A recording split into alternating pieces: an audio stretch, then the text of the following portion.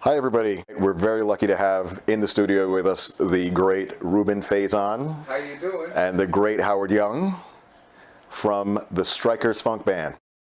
How you guys doing? Okay. Good. All right. Great to have you here. It's an honor. And first off, just for some of the youngsters who may not have been around back in the day, why don't you guys tell me how the Strikers came to be? That's his department. Uh-oh. It came to be like in 1977.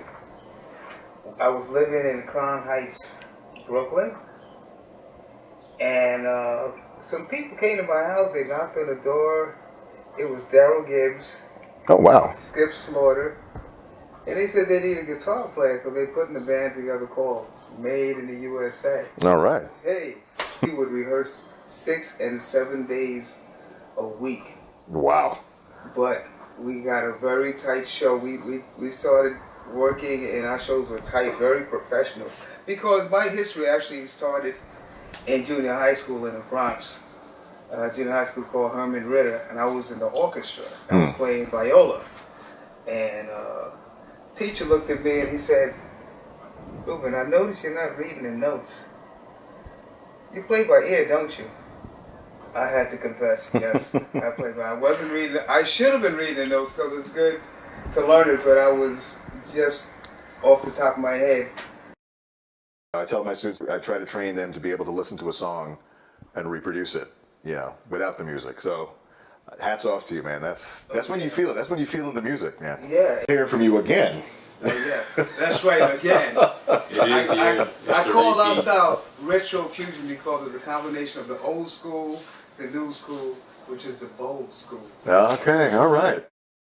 Made USA, we had a hit called Melody. Okay. I hear a melody. Yes, and we did pretty good. We dressed in suits. I don't dress in suits no more. I can't do suits. I don't know. That's not what I hear, Ruben. I don't know. Even though I'm kind of, may the force be with you. Yeah, okay. But,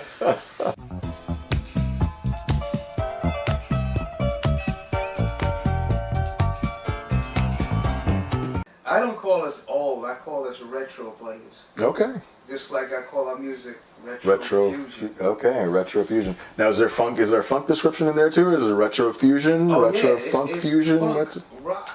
House, okay, all right. Jazz, so you guys are bringing it all to the table then. Yeah. Different genres. 5 elements. Okay. Yeah.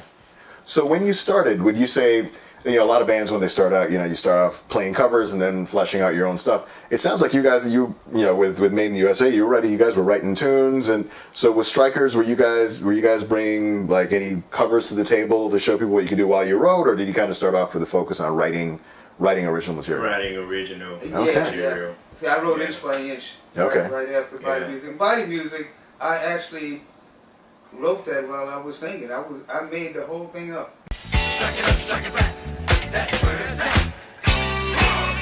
Strike it up, do it now. Let our music make you get down. Strike it back. So Howard, were you involved a lot in the writing as well? What was the first song, Strikers song, that you feel like, hey, I was always involved with writing. Come on, come on, come on. Inch by inch, gonna get them your love. Inch by inch, come on, come on, come on. Inch by inch, gonna get your love. I really feel like this should be in the industry. There should be more recognition. Every little piece makes that song magic, So Yeah. So I hear you. Yeah. I hear Oh, you. yeah. Yeah. That's why this is so important to me personally, because now I have a chance to, work alongside musicians that, understand, composition and contributing to the composition. Instead of just putting 2 words to it, they are just as creative as I am, and we can work together. Right.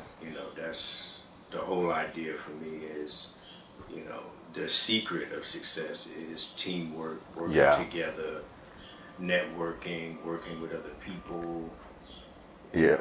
mutual admiration and people, working together.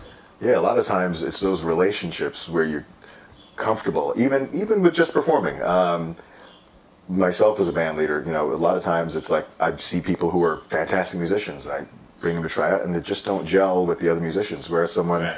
may not have the chops, but it fits. You feel like you're all working towards the same end. And clearly, you guys are still doing it together. So you guys are the lasting connection that came out of the original Strikers. Yeah. You two are doing it now. You guys are still writing. You guys are writing new songs, which I'm really excited about. Yeah. So that's terrific. That says something about that piece of the relationship. What endured after all the years? Yeah, it's Howard and Ruben. So, yeah. Teamwork, thinking outside the box. Yep. We're not going to think outside the box. We're going to destroy the box. Uh-oh. And, That's bad news for the box I now. can't wait. Sorry for you boxers. Boxer throw a box. I can't wait to work with Andy LaSalle with his playing and the funk rock. Oh, he's a great guitar player. I Yeah. got something I want you to hear a little later on. Oh, definitely. We'll be standing by for that. That's right. I want Joel to hear it too. Okay? Yeah. All right. And I saw him with Vernon Reid. Took him on the road. They did a tribute to Hendrix, and it was great to see. Vernon was giving him props. Vernon Reid's an amazing guitar player. He was like, "Hey, listen, man, Andre taught me my first Hendrix song." Wow, man. Yeah, that's heavy. Yeah, that's heavy. Yeah, and now you guys are bringing him to add to what you guys are doing. That's a whole other dimension now. Yeah, because we want to reach out to a mass audience. Different races, different ages. I know I was doing gigs for the older crowd, but I want to reach out to the younger crowd, the millennials, and I reached out to a lot of millennials, and they love what I'm doing. They love the message, because you have to have the image, the message. Hey, the old stuff. That's where that's where all the music came from. Yeah. And I see these kids are going through their parents' record collections, and Sampling. Yeah, and yeah. everything. And we're going all the way back. Like our heroes were Crown Heights Affair, Okay. and this is the man who's going to talk about that. Oh, really? Yeah, Crown Heights Affair. I used to Okay. listen to Well, it. you know what? We may have to put Howard on the spot here. Yes. Uh-oh. So tell us about Crown Heights Affair, Howard. I auditioned for Crown Heights. Well, first of all, they were already on RCA Records. They did one album on RCA Records. Okay. And the following year, that was 1974. The following year was 75, and I auditioned for the group. Okay. There was two keyboard players. One was basically a piano player. And I would personally say he was a little more proficient than I was, but I was the rhythmic player, Okay. and they wanted the rhythmic keyboard player. So that's how I got the job. Okay. And, one thing led to another.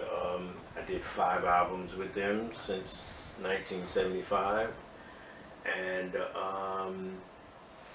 that was our most important period. of Okay. time. Wow. Dreaming a Dream was a #1 hit Oh, wow. Okay. Dreaming a dream. for about 2 weeks on Nice. the dance charts. Excellent. And I never forget, my manager called me over at rehearsal. Howie, I'm looking for a little bit of this and a little bit of that. And I was always a major minor guy. And so I put some chords together. I said, this is corny,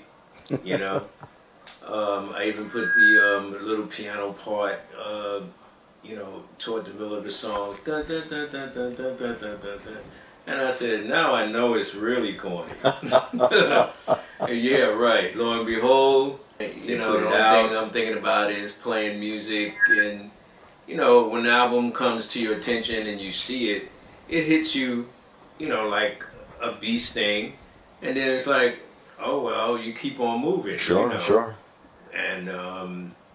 And so we did one album after another, and most of the stuff that we did from 75 to 80 was pretty much a skeletal structure of what I created on the keyboard. Okay.